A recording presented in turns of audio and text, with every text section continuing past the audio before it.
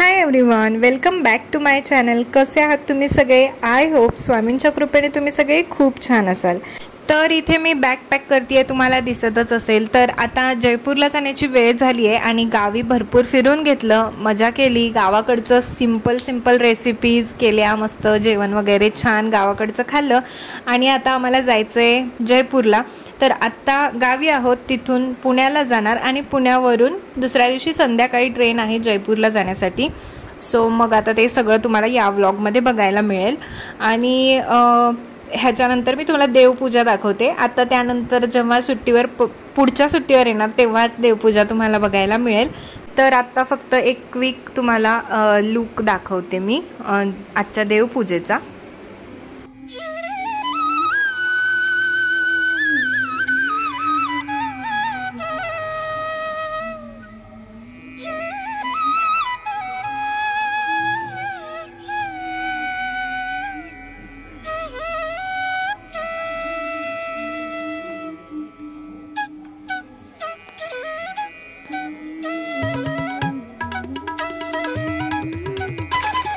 So देवपूजा झाली, त्यानंतर मिसळ बनवली होती, मिसळ वगैरे आम्ही खाल्ली आणि मग आम्ही निघालो। पण निघाल्यानंतर इतका जोराचा पाऊस होता की तुम्हाला मी ते काहीच नाही दाखवलं। डिरेक्टली आम्ही पुण्यामध्ये मेट्रोमध्ये बसलो ना, त्यावेळेसचं तुम्हाला दाखवते।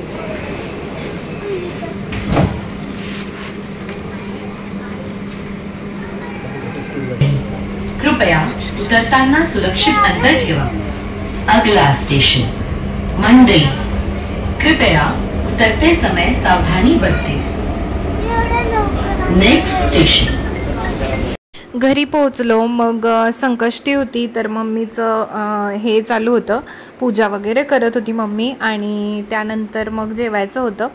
तर बघा इकडून चंद्र तर दिसत नाही आहे, पण ती असंच ओवाळते कारण तिथून दिसत नाही म्हणून। पण आम्ही असलो की तिची जरा तारांबळ उडते, नाहीतर आम्ही नसलो ना की तिचं एकदम निवांत काम चाललेलं असतं। ती वरती टेरेसवर जाऊन वगैरे पूजा करते, पण लेक आणि जावई घरी आल्यानंतर तिचं नुसता काय करू काय नको असं चालू असतं। त्यामुळे ती बाकी सगळं सोडून आमच्याच मागे लागते आणि एवढं सगळं असून सुद्धा तेवढ्यातनं पण ती जेवढं जमते तेवढं सगळं करतच असते। देवाचं तिची खूप श्रद्धा आहे स्वामींवर आणि सगळ्याच देवांवर, तर ती खूप मनापासून ते सगळं करत असते।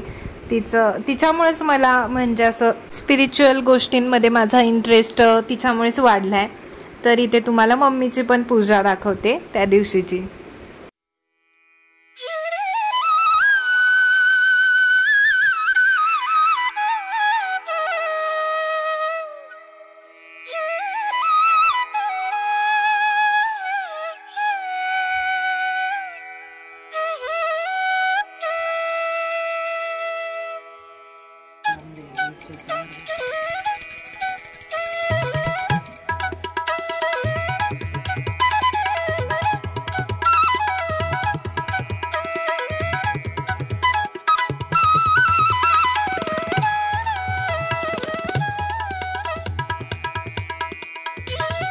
मम्मीची पूजा झाली, आम्ही जेवण केली आणि त्यानंतर दुसऱ्या दिवशी सकाळी आम्ही जयपूरला जाण्यासाठी निघालो होतो। चलो चलो बाय बाय।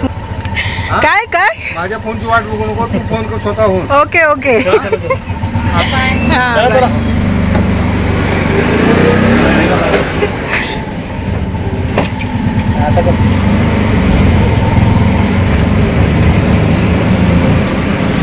तर माझे पप्पा म्हणजे इतके पॉझिटिव्ह आहेत की त्यांना कोणत्याही प्रवासामध्ये आम्ही निघालो ना की कमीत कमी 10 फोन तर त्यांना पाहिजेच असतात।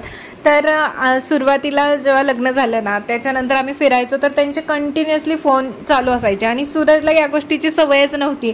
मग ते म्हणजे त्यांना असं, कारण ते भरपूर प्रवास करायचे, आता डिफेन्समध्ये आहेत म्हटल्यानंतर त्यांचा प्रवास भरपूर असायचा, पण एवढे घराकडून असं फोन वगैरे त्यांना त्याची सवय नसायची। आणि ते मग ज्या वेळेला आमचे हे फोन बघायचे पप्पांचे की ते म्हणायचे किती पप्पा फोन करतात ग। आणि ते जर 4 व्हीलरमधून ड्रायव्हिंग करत असलो ना, नेमकं ट्रॅफिकच्या वेळेला पप्पांचे फोन यायचे आणि मग व्हायची चिडचिड। तेव्हापासून मग आम्ही चिडचिड करायचो फोनवरून, पप्पा थांबा जरा ट्रॅफिक आहे हे आहे, आणि मग ते घाबरायलाच लागले तेव्हापासून, की ह्यांना फोन करायची म्हणजे भीती वाटते त्यांना, की आता हे ट्रॅफिकमध्ये असले तर कुठे उतरत असतील, चढत असतील, असं बसमधून जात असलो तर असं सगळं असतं. त्यामुळे तेव्हापासून ना आता ते फक्त असं सांगतात की तू फोन कर आठवणीने, माझ्या फोनची वाट बघू नकोस, मी बघतो तुझ्या फोनची वाट, असं त्यांना म्हणायचं असतं. म्हणून ते म्हणतात की तू फोन कर आठवणीनं, मी काय करणार नाही, म्हणजे उगाच रागवायला नको मी इकडून. पण आधी तशी चिडचिड व्हायची आणि आता फक्त त्यांचं हसू येतं मला, कारण कधी पण ते असं काही बोलायला लागले की आम्ही त्यांची मस्करी करतो, त्यांना स्वतःला पण त्याच्यावर हसायला येतं आता. तर आता बराच त्यांच्यामध्ये फरक पडलाय आणि आता एवढं पॉझिटिव्ह ते नाही राहत. पण एक फोन म्हणजे त्यांना कंपल्सरी केलाच पाहिजे असं त्यांचं असतं. सो चला, आम्ही पुणे स्टेशनवर पोहोचलो. इथून आमची ट्रेन होती, तर अजून ट्रेनला टाईम होता. तोपर्यंत सूरज बोलले की चल इथे एक मार्केट आहे, जस्ट फिरून येऊया. पण मी त्या मार्केटमध्ये गेले आणि मला असं झालं, का गेले मी, इतकं गुदमरल्यासारखं व्हायला लागलं, कारण की तिथं भरपूर गर्दी होती आणि काही नव्हतं विशेष. मोबाईलच्या ॲक्सेसरीज वगैरे किंवा ह्या सगळ्याच गोष्टी होत्या आणि ते काय मला आवडलं नव्हतं. आणि मी निघणारच होते, तेवढ्यात मला असं ज्वेलरी शॉप वगैरे पण दिसले. म्हटलं चला आलोच आहोत आता आतमध्ये, तर बघून जाऊयात. म्हणून मी ते ज्वेलरी शॉपमध्ये गेले. पण खरंच खूप ना रिझनेबल प्राईसमध्ये तिथे ज्वेलरी म्हणजे असंच इयरिंग्स वगैरे अशा सगळ्या गोष्टी होत्या. तर खूपच रिझनेबल प्राईसमध्ये होत्या त्या. तर मग म्हटलं आपण असं बाहेर घ्यायला गेलं ना तर खूप प्राईस लावतात. तर तुम्हाला इथे दिसतील बघा, त्या डिझाईन्स वगैरे पण सुंदर होत्या. तर मग म्हटलं चला एखादं काहीतरी घेऊयात आणि सटकूया इथनं पहिल्यांदा, कारण की मला तिथं गुदमरल्यासारखं होत होतं. तर इथे बघा, मला ना बाकी कोणत्याच गोष्टीमध्ये ॲक्सेसरीजमध्ये इंटरेस्ट नाही आहे, फक्त इयरिंग्समध्ये आहे. इयरिंग्स आणि नेल पेंट या दोनच गोष्टी मला मेकअपमध्ये खूप जास्त आवडतात आणि इयरिंग्सकडं माझं लक्ष जातच जातं असं होतं. तर बघा इकडे, आणि हा सुंदर आहे तसं, बाहेर घ्यायला गेलं ना तरी पण खूप जास्त प्राईस त्याची लावतात आणि ह्याची डिझाईन वगैरे खूप सुंदर होतं. आता लोकल मार्केट म्हटल्यानंतर एवढं काय क्वालिटी त्याची इतकीच भारी असं काही नव्हतं, पण दिसायला पण सुंदर होतं आणि इतर ठिकाणी आपण लोकल मार्केटमध्ये घेतो ना त्याच रेंजमध्ये पण होतं. सो आता बघा, हे खूप सुंदर वाटले मला. तर तो लव्हेंडर कलर न घेता मी तो पाठीमागचा कलर जो होता तो घेतला आणि दाखवते मी तुम्हाला नंतर. केव्हापासून आम्ही प्लॅटफॉर्म देतील म्हणून वेट करत होतो, तर मी ते शूट करत होते, पण ते ना चुकून मिस नको व्हायला म्हणून तर ते प्लॅटफॉर्म नंबरच लवकर देत नव्हते आणि नेहमीच इथे असं करतात. तर म्हणजे थोडाच वेळ होता ह्याला ट्रेनला येण्यासाठी आणि तरी पण अजून प्लॅटफॉर्म कन्फर्म नव्हता झालेला. सो मग इकडे आम्ही सॅनिटायझर वगैरे लावून घेतलं सगळं तोपर्यंत आणि मग आमची ट्रेन फायनली फर्स्ट नाही सेकंडवरती आली होती बहुतेक प्लॅटफॉर्मवरती. मला तर आता ना ट्रेनच बरी वाटते, कारण की मला ते PMT आणि ह्या सगळ्या गोष्टींची सवयच राहिली नाही, त्याच्यामुळे मला लगेच ते वॉमिटिंग सारखं व्हायला लागतं. तर ट्रेनमध्ये आता जरा कम्फर्टेबल वाटायला लागले आणि सूरज पहिल्यांदा गेल्या हेच काम करतात.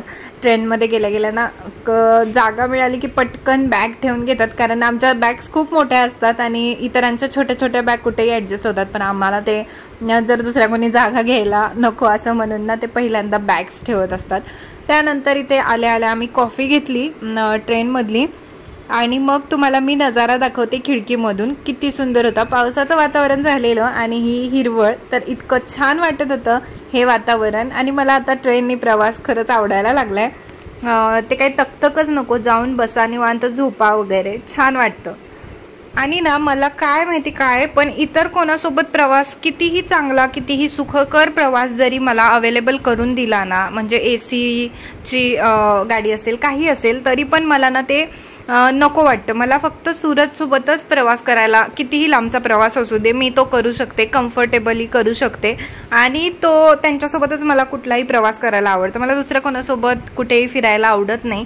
म्हणजे असं काय मला म्हणजे असं हे नाही आहे, पण मला ते कम्फर्टेबलच होत नाही. कम्फर्ट झोन झाला एक असा आमचा, त्यामुळे मला दुसऱ्या कोणासोबत ना ते छानच वाटत नाही प्रवास करायला. मग कुठे डोकं दुखतं, कुठे ते मळमळ होते, काय काय होतं ते मलाच कळत नाही आणि ते एकदा सवय झाली ना माणसाला की ते असंच होतं. तर इकडे ह्यांचं बघा लुडो खेळायचं काम चालू आहे. हे लोक ना असं घरात बसल्यासारखं बसतात त्या ट्रेनमध्ये असल्यावर. मला मात्र प्रवास म्हणजे प्रवासासारखाच पाहिजे, निवांत रिलॅक्स बसून म्हणा किंवा हेडफोन घालून कानात किंवा जे काय असेल ते. पण रिलॅक्समध्ये असं बसायला मला आवडतं. तर हे ना घरात बसल्यासारखे गेम खेळ कुठं काय असं चालू असतं. तर मम्मीने टिफिन दिला होता, तो आम्ही खाल्ला. मध्ये मध्ये बाकीच्या गोष्टी पण चालू होत्या. इकडे आईस्क्रीम वगैरे चालू होतं लाडूचं. तर असं ते चालूच असतं प्रवास पूर्ण संपेपर्यंत. रात्रीच्या वेळेस फक्त ती झोपते, नाहीतर इतर वेळेला ह्यांचं चालूच असतं ते. तुम्ही मागे जेव्हा मी सुट्टीला चाललो होतो तेव्हाचा व्लॉग पाहिला असेल तर त्यामध्ये तुम्हाला दिसलं असेल. यावेळेस काय झालं, तिचं कोणी फ्रेंड वगैरे इथं म्हणजे तिला मिळालं नव्हतं. येताना तिने खूप मजा केली गावी येताना ट्रेनमध्ये, पण आत्ता कोणी नव्हतं तिच्या एजचं, त्यामुळे ती अशी गप्प होती मोबाईल घेऊन पप्पांसोबतच. तर तिचा हा जो दात आहे ना तो खूप हालतोय आणि पूर्ण तो 360 डिग्रीमध्ये टर्न होते, तरी पण ती घाबरते तोडायला त्याला आणि ती तोडूनच देत नव्हती.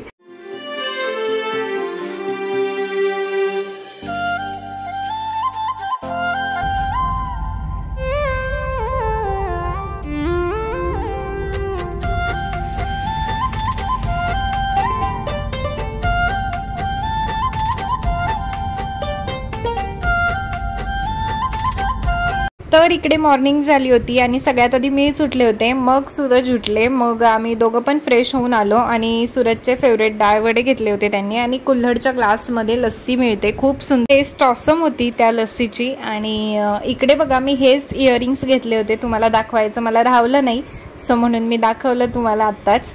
पुणे स्टेशनवरून मार्केटमधून घेतलेलं तेच हे इयरिंग आहे.